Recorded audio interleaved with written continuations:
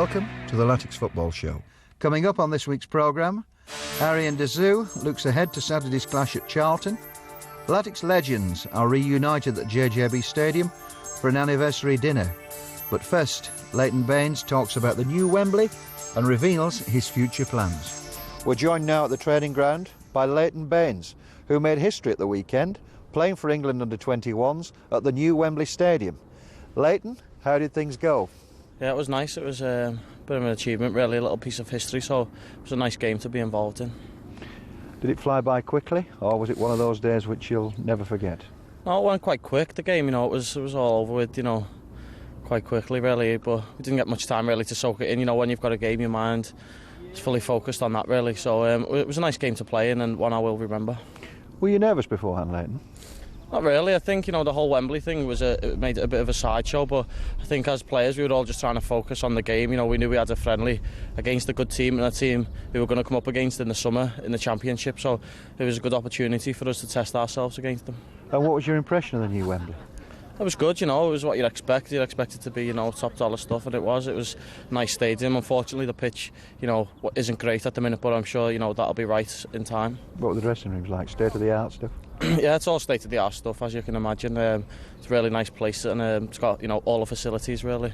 A tremendous honour for you, though, playing for Wigan Athletic and to be involved at that level, and very much a historic occasion for the club as well, too, wasn't it? Yeah, it's good for me personally and good for the club to have a player, involved in that game as well. So it was good. Were you pleased with how things went for you from a personal point of view? Not really, to be honest. There was a lot. Myself personally and us as a team, we could have done better, and we all know that, but hopefully that's what we have those friendlies for, so we can put them right when the time comes in the big games. You've got some massive games coming up with the England under-21s. Yeah, it's a fantastic tournament in the summer, and going to be all the best young players really across Europe playing, so I'm looking forward to that one. Who are your great mates within the England under-21s setup? Everyone mixes really well. I think a couple of years ago it wasn't quite like that, but because we've grown together, there's a bit of a club spirit really, and everyone mixes really well with each other. So I think there's not one person I'm singly very close with. I think there's a group of lads really who's all quite close knit. I've noticed on a few occasions that you've actually swapped shirts with the guys who you've played alongside for England. Yeah, I've done that a few times so far with just a few lads I know. I'm not a big one for swapping shirts, but if it's someone who I know from the 21s, I tend to have a swap with them. Now, looking ahead this weekend, you go from one big game straight into another one with Charlton, don't you? Yeah, I think, the Charlton game's massive. That was always in the back of my mind, to be honest with you. Even though we had a big game with England, it was a friendly, but it's still, a big game. But Charlton's been on my mind now for a little while. We know it's a massive game and a great opportunity for us, really, to put a good gap between us and the bottom clubs. Does it add pressure with so many guys being away on international due to the fact that they only arrive back late and then you've got to go straight into this game? Yeah, I think it's not ideal, but it's the same for everybody. Everyone's in the same boat. Everyone in the Premiership has got international players and, the top clubs more than most. So the lads will all come back, I'm sure, on Thursday, ready to train and with the Charlton game fully in their mind. How does it feel having to recharge the batteries going into a Premiership game? Is it a help just having played international football? Yeah, sometimes it's a welcome break, it freshens your mind up a bit, you get to go in different environments and you're around different people, the training's a bit different. So, it's a good opportunity really, as you say, to freshen up a little bit and come back fully focused. To be safe, Leighton, what would you think you would probably be looking at between now and the end of the season? I think anything around 40 points, everyone always knows, more or less guarantees your safety. I think this season you might be able to get a couple of points less than that really and stay up. I think the Charlton game's a massive one because it'll give us that cushion if we can get 3 points there, but I think it's vital we don't go there and lose the game. You'll be looking for a strong finish to this season. What are your future plans? Anything decided yet, or is that still under discussion? No, there's nothing really to discuss at the minute. I think I've only signed a contract in the summer, so I've still got 2 years left. There's nothing happening here, contract-wise, and there's no contact anywhere else for any other activities either, so there's nothing in my mind at the minute. I'm very happy at Wigan with how things are going and with how things are panning out. Yeah, things, we all know we would like to have done a bit better this season, and we would like to have been a little bit more comfortable now than we are, but we've got a big job on our hands now and we've got to be ready for it. Why do you think it's been a tough season? I think it just happens. The Premiership's, it's very tough every year. There's pretty much 4 clubs, maybe 5 up the top, and then aside of that, there's only really Bolton who you can say have kept themselves clear of any relegation worries for the last few seasons. I think everybody tends to beat each other, and that's the way it will probably be for a number of years. What do you feel has been the key factor in turning things around this season? I think just commitment and hard work. I think, you know, the staff worked really hard on making sure we stayed positive, you know, keeping spirits up when things weren't going so well.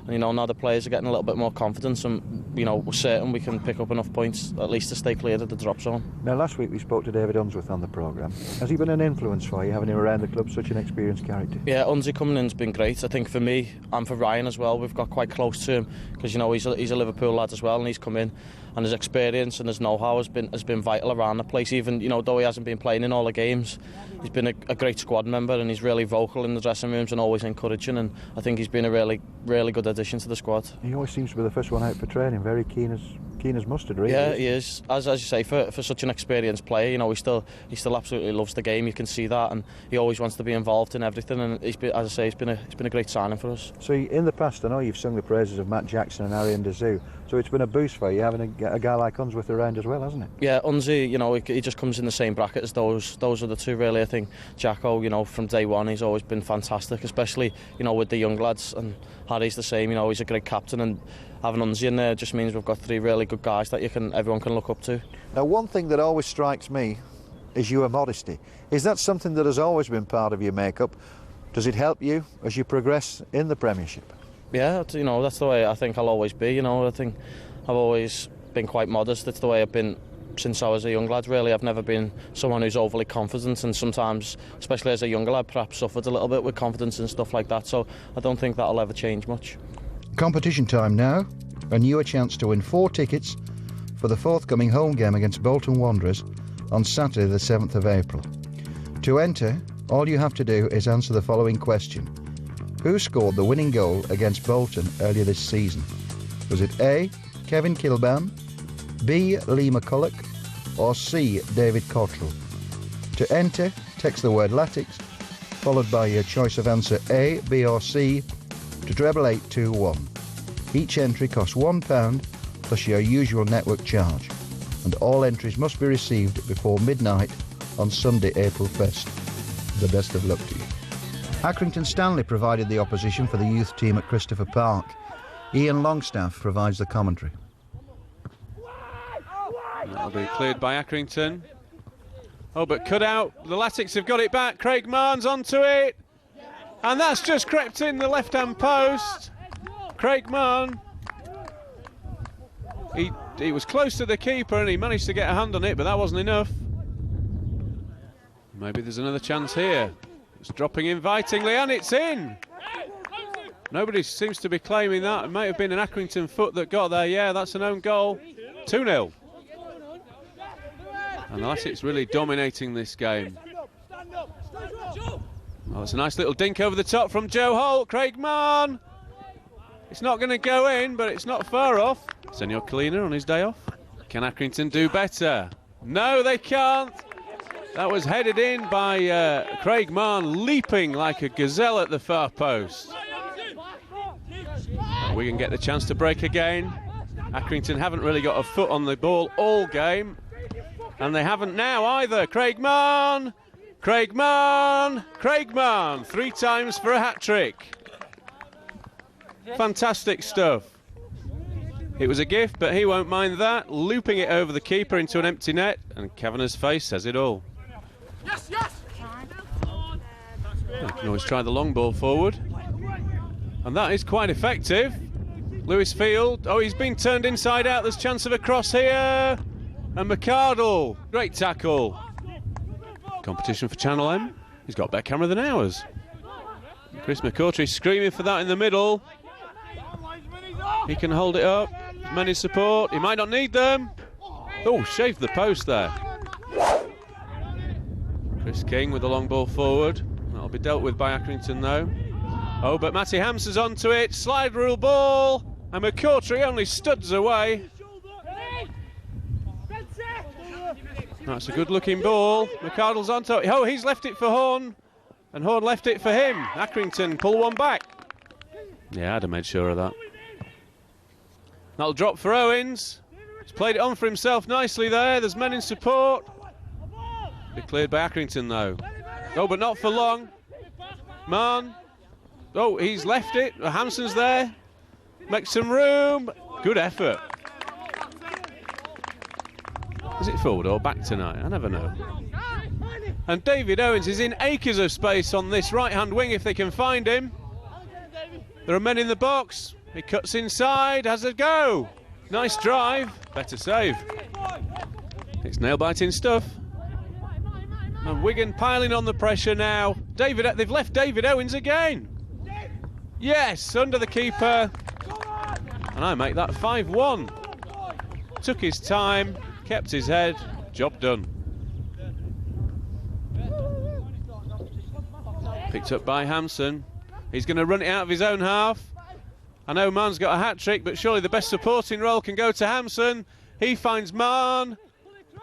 Oh, he kind of stubbed his shot there, was dragging it out from behind him. And Lowe ending on a high. Why not? Oh, they started the game exceptionally well. Got into a 4-0 lead for half-time. Plenty of enthusiasm, plenty of passion for it. Second half, you could have argued he took the foot off the pedal a little bit, but to be fair to them, they created enough chances to go and score more than one more goal. But I think they've come out worthy wins a 5-1, to be honest.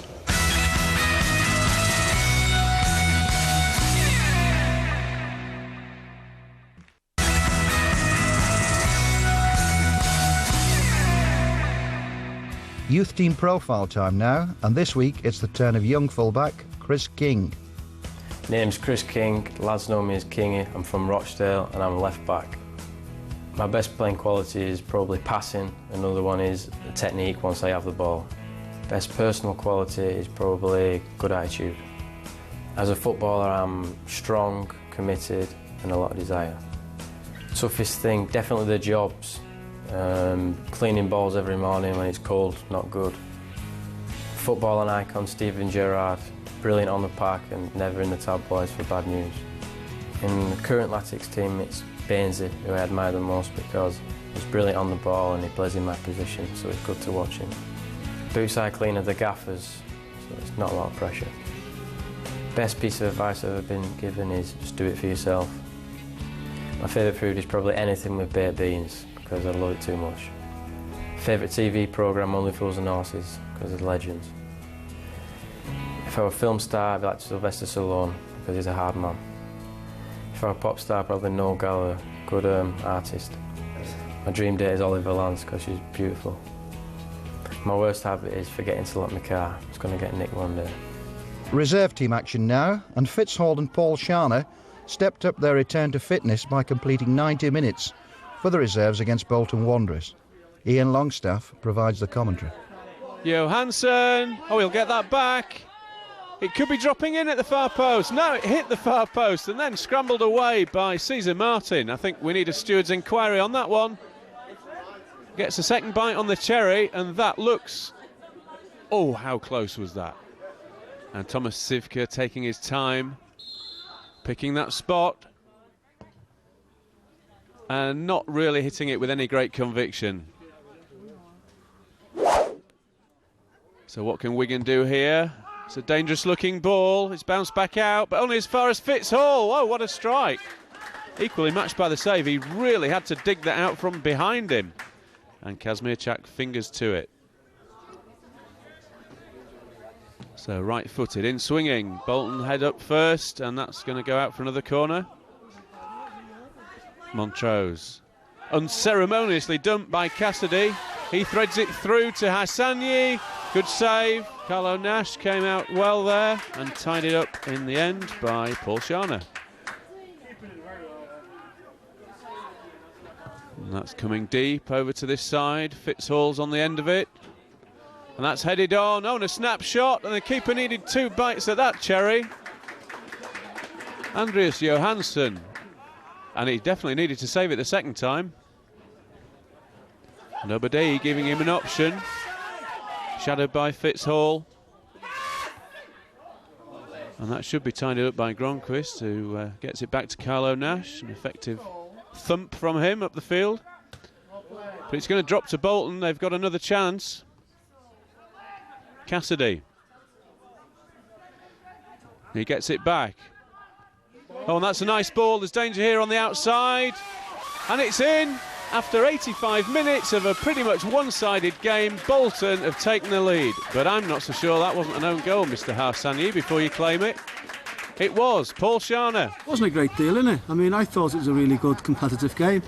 Again, we had a couple of chances, good chances, where if we'd have scored first, I think we'd have gone on, obviously, and won the game. But that wasn't to be. They got in and they got the one chance, or one of two chances, and they put one away. So, in that respect, it's disappointing. But for us, as a club, we've got 4 or 5 pros through 90 minutes again, with the view to be involved on.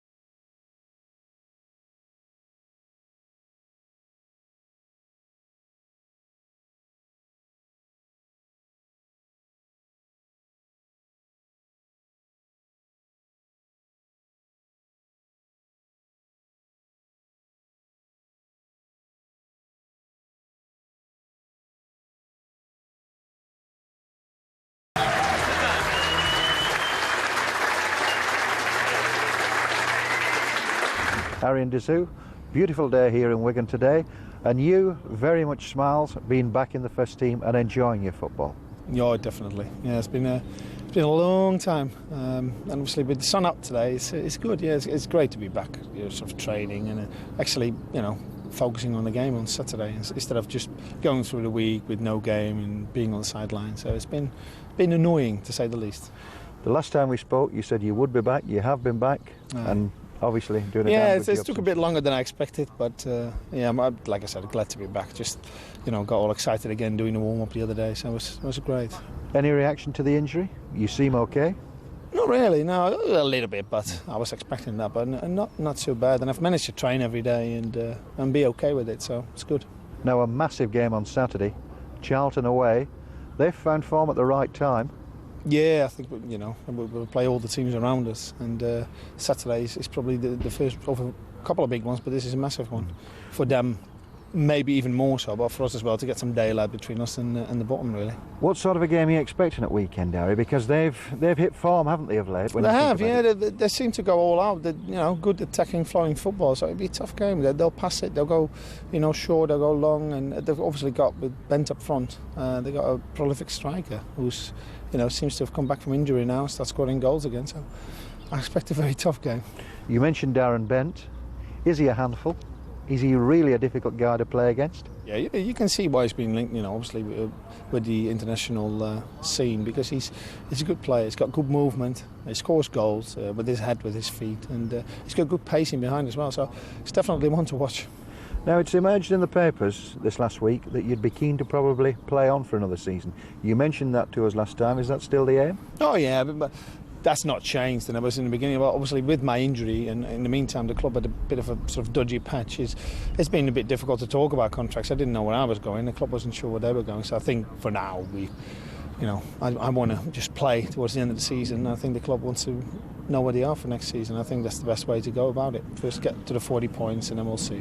Why do you have such a special affinity for this particular club, Harry? Well, one bit is the gaffer, obviously. I've worked with Paul Joe for a bit now, and it's always been very enjoyable. But it's a great bunch of lads here. And, I've come back here obviously for the second time, and things haven't changed. It's still very much a good family sort of atmosphere. There's no big timers here. All the lads pull together, and I enjoy that. I really enjoy that. What makes him such a good manager, Harry? Well, I'd imagine the players he gets to play for him, and the way obviously he wants to play. Don't get me wrong; he can be quite hard work. He can be quite grumpy sometimes, but he, in general, gets the best out of the players, and I think that's key to being manager. And we've seen again this season that he's probably enhanced his own reputation even further with the way that he's turned things around after it was looking a little bit bleak for Wigan. Yeah, but we're still, obviously, I think we still got to keep focus. He's done, we've as a team, as a club, done really well to sort of end that disastrous run and turn it into a good run. But we're not out of it yet, and we need to get to that 40 points, sort of magic 40 points mark as soon as possible, and then we can hopefully sort of look more upwards than downwards. There always seems to be a really good spirit and good camaraderie amongst the Wigan guys. Is that something that you've always noticed and encouraged? Yeah, well, this is the one thing that I've always enjoyed at Wigan. Maybe the first season Paul came here, it maybe wasn't there, but after that it's always been here, and I think you can tell that a lot of the lads that are here have been here for a while, and they're not all that bothered to move away straight away, and I think it's part of the spirit of the club, really.